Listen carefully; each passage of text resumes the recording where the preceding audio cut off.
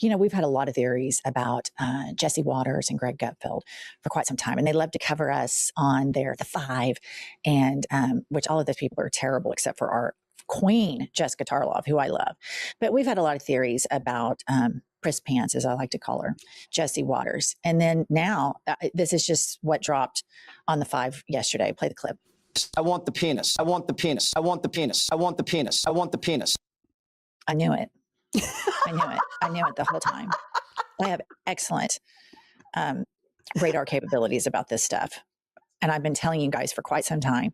And now we have videographic testimony straight from the horse's mouth that he does, in fact, want the penis, Jesse. He talks about it a lot. Yeah. And now we have a direct statement from Miss Priss Pants Pumps. When I see what they are talking about on The Five, save Jessica Tarlov, I think, can you imagine if you had a breaking news from ABC News and they wanted to talk about how wonderful it was and just how funny it was that the director of HHS cut off a raccoon's penis to study it. I mean, like, these people are not, this is not serious. This cannot be serious news. Like, for real. The only way it could be serious is if they had a psychiatrist on there that said, typically people who mutilate animals have severe personality disorders and mental illness. That is the only appropriate response to this. But if you're Jesse Waters, I mean, we were Freudian before my case about Priss Pants. And now we're just moving into direct videographic statements from Jesse. The Freudian stuff has come to the surface. And now he just says, I want the penis. Will you play it one more time? I want the penis. I want the penis. I mean, okay.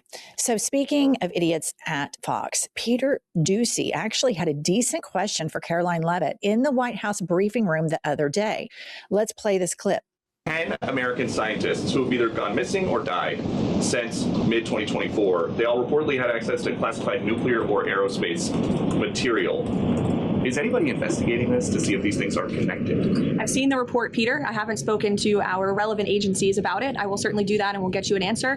If true, of course, that's definitely something I think this government and administration would deem worth looking into. Okay. I've heard enough of her. This is crazy. Okay. So this is a story that is just, I kept getting like little nuggets of it. Yeah. So Ryan kind of put it all together, Pumps. I'm going to present it to you and the listener right now. So we have Michael David Hicks. Do we have a graphic here, Kylie? Yeah. Michael David Hicks, NASA. He died July 2023. The coroner listed his cause of death as cardiovascular disease. The medical examiner still lists this case as open. Frank Mywald, NASA principal researcher, died July 4th, 2024, died in Los Angeles at the age of 61. No autopsy, no cause of death, no public statement. Anthony Chavez, former Los Alamos National Laboratory, missing May 2025. He disappeared with no explanation and no resolution. Monica Reza, NASA JPL Director of Materials Processing, missing June 2025. She went missing while hiking in California's Angeles National Forest in June 2025, and no trace of her has been found. That's two missing. Melissa Casillas, Los Alamos National missing June 2025, 53-year-old administrative worker at Los Alamos disappeared. There's 3 disappearances so far, Pumps. Stephen Garcia, nuclear weapons contractor, missing August 2025. He was last seen walking out of his Albuquerque home on foot in a camouflage shirt carrying a handgun and has not been seen since. Jason Thomas, Novartis pharmaceutical researcher, died 26. He disappeared in December 2025 while reportedly struggling with deaths of his parents, and his body was later found in a Massachusetts lake with no foul play suspected. Nuno Loriero, MIT Plasma Science and Fusion Center, died December 25. The fusion scientist was shot and killed when he answered the door of his Brookline, Massachusetts home by a suspect who was also linked to the Brown University mass shooting and later died by suicide. Carl Grillmeyer, a Caltech astrophysicist, died February 26. He was found shot to death on the porch of his rural home in Llano, with a suspect charged in connection with carjacking and home burglary. William Neil McCaslin, retired Air Force Major General, missing. He walked out of his New Mexico home February 27 of 26 without his phone, wearable devices or prescription glasses and has not been seen since. So this is really crazy. And if you think about what's happened with the FBI, that we have Kash Patel, who's more interested in making sure he provides perks to his much more attractive girlfriend to keep her, in his bed. This should be a complete FBI investigation, but we have these dipshits that have taken over our federal government. And these are just entirely too many cases to ignore. You have 5 or 6 people missing, you got people shot. Pumps, what's your take on that? I think something is fishy as hell. I mean, I just don't think that happens in a vacuum. Like, he walked out without his glasses, his phone. Did he walk out? I mean, like, all these questions come to my mind. But the problem with all of this is you have the dumbest podcaster on planet Earth, Kash Patel, running the FBI. And remember, 1,000 agents were taken off cases to go through the Epstein files. That's what the report was, 1,000 FBI agents.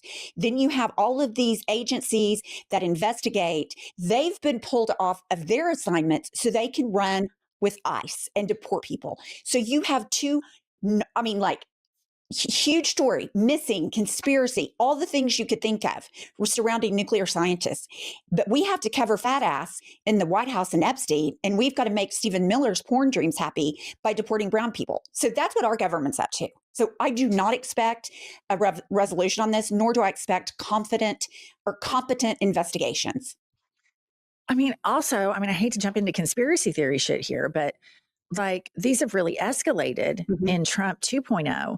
And I have to say, based on everything that Trump's doing, I don't trust the federal government at all. It's a crime syndicate. Yeah. They fired any sort of civil servant that was bipartisan, that just wanted a job, good government job not to be rich, but to make a decent living, get health insurance. They fired all of those people, per Elon Musk and others. And our government is a criminal crime syndicate operated by a bunch of dirty cops. Kash Patel's a dirty cop. Stephen Miller's a dirty cop. Donald Trump is a dirty cop. J.D. Vance is a dirty cop that wears eyeliner. And so I just have no faith in these people. And it's really horrible living in a country that we've lived in as long as we have, where we did have faith in the institutions. Were they perfect? No. But that's gone. That's completely gone. I have zero faith, whatever this is. I'm certain there'll be some sort of mass cover-up. Trump was asked about this yesterday. Play the clip. Down crime. There are these 10 missing scientists with access to classified stuff, nuclear material, aerospace. They've all gone missing or turned up dead in the last couple months. Based on what you've been briefed, what do you think is happening here? And do you think that this is connected or totally random? Well, I hope it's random, but we're going to know in the next week and a half. I just left a meeting on that subject, so pretty serious stuff, but we're going to be now. He's changed it from 2 weeks to a week and a half. But here's my thing about how the press operates with him. There he is standing there. This is a guy who goes on these benders at night, tweeting crazy shit, really I'm Jesus. Oh, actually, I'm a doctor. And then here's my arch. And then, crazy conspiracy theory shit. And they ask him these serious questions like, Mr. President, these 11 people have gone missing. And what is your take on that? And it's just, even the way he's asked normal questions and how everybody operates as though he's all there is so irritating to me, because I guess the person would get kicked out of the White House press pool, but I think it should be a follow-up question. Do you think you're competent enough to handle this? Have you recently taken another cognitive test? Quiet meltdown. Newspaper sacks would go by. Can you imagine the meltdown? What do you think it would be? Oh, who are you with? Failing New York Times. He's such a petulant child, and everybody just treats him like he's, this normal person. It's so. But anyway, in the middle of the night, last night, little Moses Mike Johnson tried to sneak through a bill that would help the government spy on Americans, and was met with a revolt of his own party. So he convenes everybody at midnight. Little Grinder does. Pop this up. ABC News reports, in the dead of night, the House passed a bill to extend FISA through April 30th by unanimous consent at 2:09 a.m. after Republicans tanked procedural votes on the controversial warrantless surveillance law. House approved short-term FISA spy powers extension amid GOP infighting. So the program sweeps up Americans' communications without a warrant. It's a backdoor surveillance tool that can be abused by whoever controls the intelligence apparatus. Opposition from some in the GOP killed an 18-month extension of the bill, meaning there will need to be another vote on it in the coming weeks. And Ro Khanna, comes out with this video right after the vote. Play the clip. Republicans have called Congress back into session at midnight to cast a secret vote to reauthorize FISA. This would give Donald Trump the power to surveil or collect data on Americans through a backdoor. There really is not a philosophical debate here. A yes vote is a vote to give Donald Trump more power over American citizens. A no vote is a vote to stand up to Donald Trump. Every Democrat should be a no on the reauthorization of FISA. And so, this is where you have to realize that it's an opportunity to message for Democrats. And Ro Khanna is always at the forefront of this. But I would even expand that messaging to say, this is the don't tread on me party.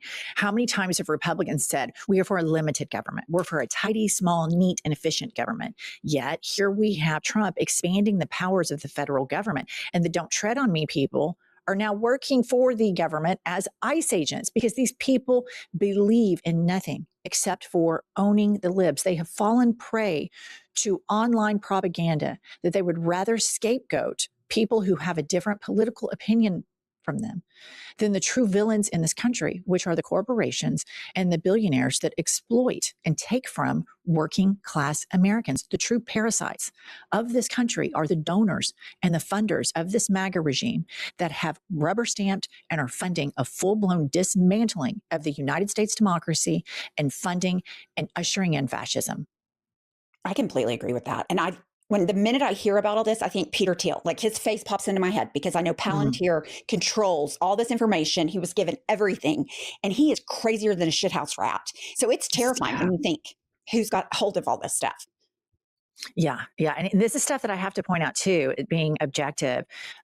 This is stuff that started under George W. Bush and Dick Cheney.